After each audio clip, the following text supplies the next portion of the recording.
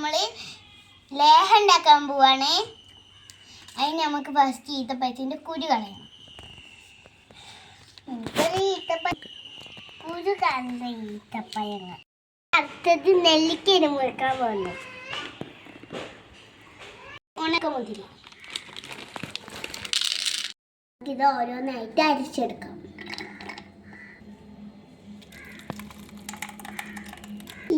ഇതേ ജാറിലേക്ക് നമുക്ക് ഈത്തപ്പഴം ഇട്ട് കൊടുക്കാം.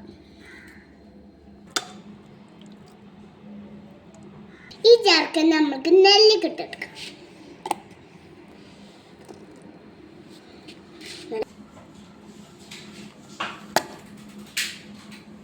നമ്മൾ മുന്തിരി അരച്ച് വെച്ചിട്ടുണ്ട്, ഈത്തപ്പഴം അരച്ച് വെച്ചിട്ടുണ്ട്, നെല്ലിക്ക അരച്ച് വെച്ചിട്ടുണ്ട്.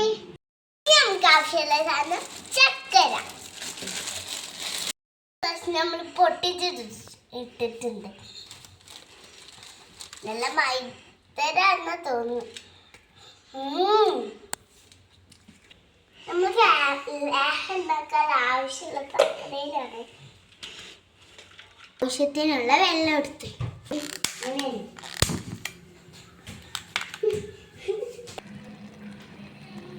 ഇത് നമുക്ക് അടുപ്പിലേക്ക് വെക്കാം. ഇട വിട്ടിട്ട് നെയ്യ് ആഡ് ചെയ്ത് കൊടുക്കണം.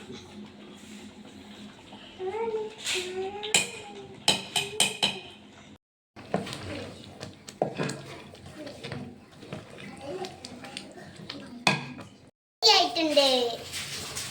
ഇത് ഒരു ഗ്ലാസ് ജാറിലാക്കി വെക്കാം. ഡെയിലി ഒരു സ്പൂണ് കഴിക്കുന്നത് നല്ലതാണ്.